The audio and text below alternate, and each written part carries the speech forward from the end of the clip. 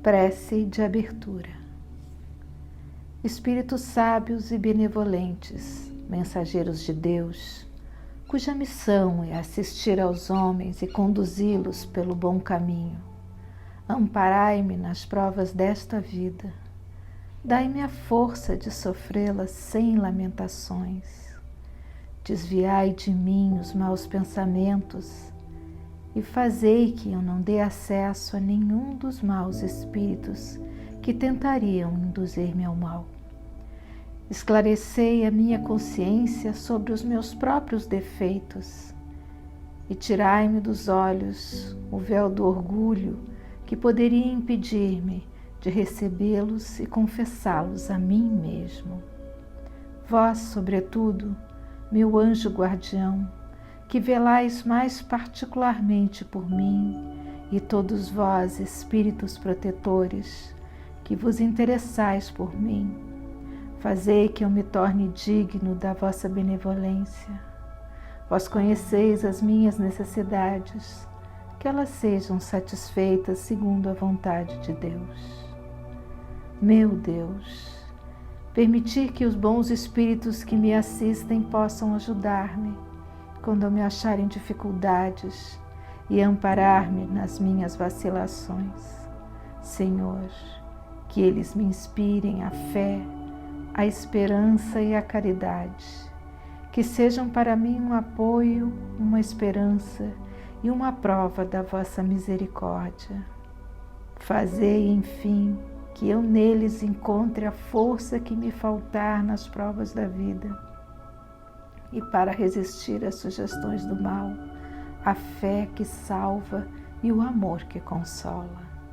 Espíritos amados, anjos guardiões, vós a quem Deus, na sua infinita misericórdia, permite velarem pelos homens, sede o nosso amparo nas provas desta vida terrena.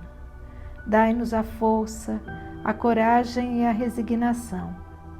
Inspirai-nos na senda do bem, detendo-nos no declive do mal. Que vossa doce indulgência impregne as nossas almas. Fazei que sintamos a presença ao nosso lado de um amigo devotado, que assista aos nossos sofrimentos e participe das nossas alegrias. E vós, meu anjo bom, que nunca me abandoneis, necessito de toda a vossa proteção para suportar com fé e amor as provas que Deus quiser enviar-me. Allan Kardec, Evangelho segundo o Espiritismo. Pai amado, nós te pedimos, Senhor, as suas bênçãos para o Evangelho de hoje. Envolva-nos, Pai, com o teu amor e a tua misericórdia, para que, envolvidos pela espiritualidade, possamos ler o teu Evangelho e compreender um pouco mais das tuas leis. Permaneça conosco, é o que te pedimos e o que te agradecemos, Senhor. Evangelho segundo o Espiritismo, capítulo 17, Sede perfeitos, item 10, o homem no mundo. Um sentimento de piedade deve sempre animar o coração daqueles que se reúnem sob os olhos do Senhor e imploram a assistência dos bons espíritos. Purificai, pois, os vossos corações. Não deixeis nele demorar nenhum pensamento mundano ou fútil. Elevai vosso espírito até aqueles a quem chamais, a fim de que, encontrando em vós as disposições necessárias, possam lançar profusamente a semente que deve germinar em vossos corações e nele dar frutos de caridade e de justiça. Não creiais toda a vida que, em vos exortando sem cessar a prece e a evocação mental, nós vos exortamos a viver uma vida mística que vos mantenha fora das leis da sociedade em que estáis condenados a viver. Não, viveis com os homens de vossa época, como devem viver os homens. Sacrificai as necessidades, mesmo as frivolidades do dia, mas sacrificai-as com um sentimento de pureza que as possa santificar. Fostes chamados a entrar em contato com espíritos de natureza diferente, de caracteres opostos. Não choqueis nenhum daqueles com os quais vos encontrardes. Sede alegres, sede felizes, mas da alegria que dá uma boa consciência, da felicidade do herdeiro do céu, contando os dias que o aproximam de sua herança. A virtude não consiste em tomar um aspecto severo e lúgubre, em repelir os prazeres que as vossas condições humanas permitem. Basta informar todos os atos da vida ao Criador que deu esta vida.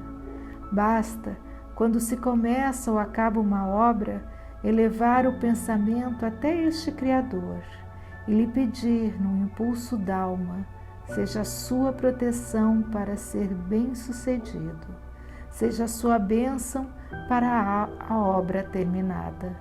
O que quer que fizerdes, remontai até a fonte de todas as coisas. Nada que façais sem a lembrança de Deus venha purificar e santificar os vossos atos. A perfeição está inteiramente, como disse o Cristo, na prática da caridade absoluta. Mas os deveres da caridade se estendem a todas as posições sociais, desde a menor até a maior. O homem que vivesse só não teria caridade a exercer. Não é senão no contato com os semelhantes, nas lutas mais penosas, que disso encontra ocasião. Aquele, pois, que se isola, priva-se voluntariamente dos mais poderosos meios de perfeição. Não tendo que pensar senão em si, sua vida é de um egoísta. Não imagineis, pois, que para viver em comunicação constante conosco, para viver sob o olhar do Senhor, seja preciso envergar o cilício e se cobrir de cinzas. Não, não, ainda uma vez. Sede felizes segundo as necessidades da humanidade, mas que em vossa felicidade não entre jamais nenhum pensamento, nenhum ato que possa ofendê-lo, ou fazer velar a face daqueles que vos amam e que vos dirigem. Deus é amor e abençoa aqueles que amam santamente. Um Espírito Protetor, Bordeaux, 1863. Esclarecimentos. Não devemos absolutamente evitar o contato das pessoas que convivem ao nosso lado. Devemos viver pacificamente com todos.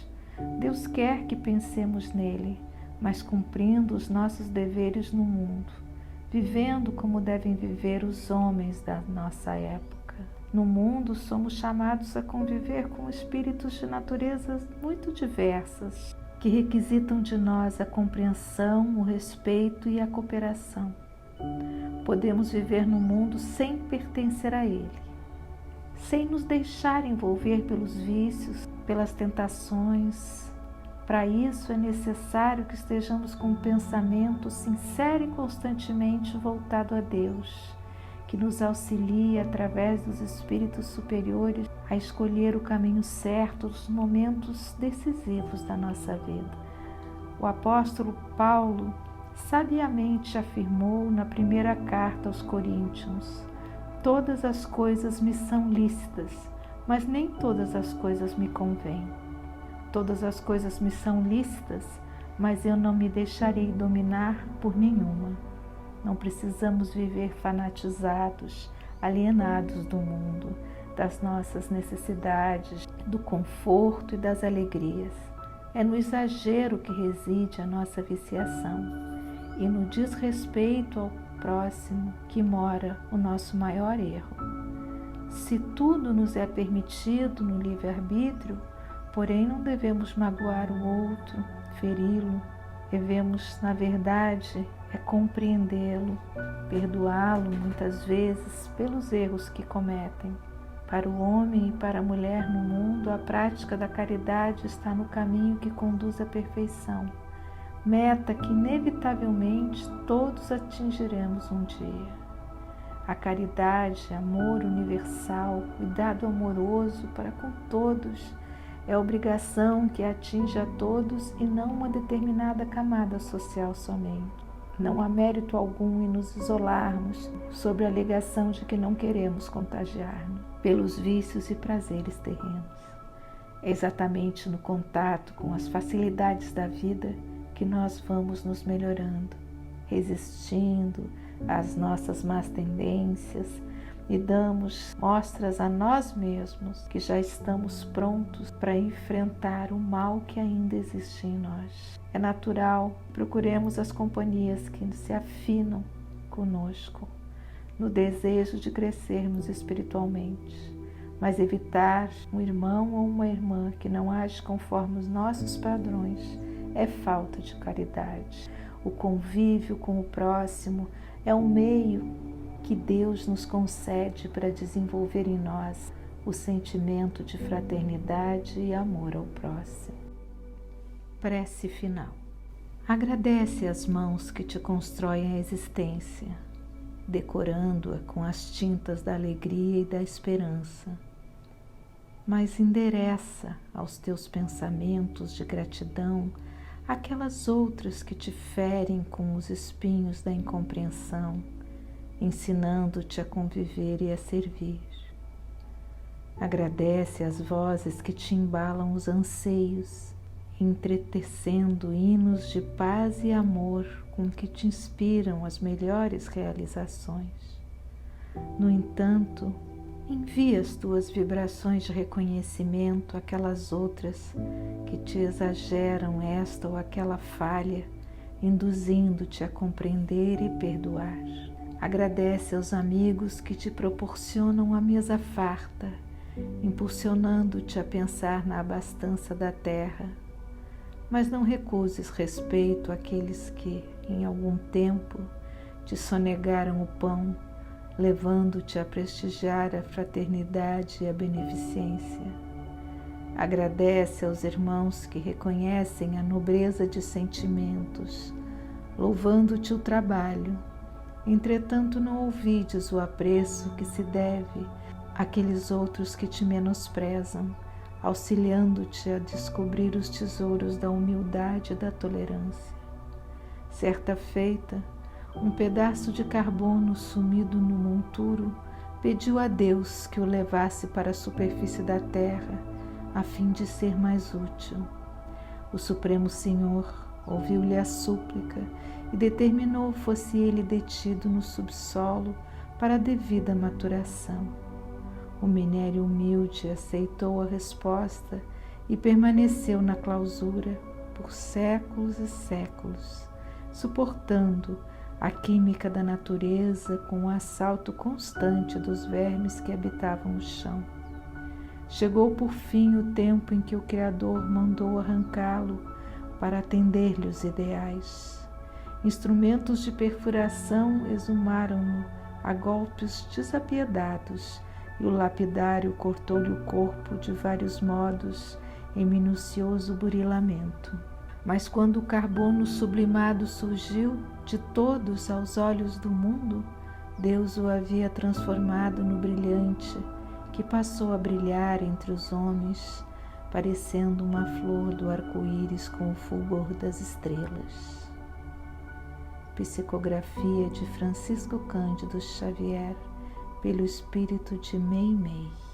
Pai amado, nós te agradecemos, Senhor, pelo Evangelho no lar.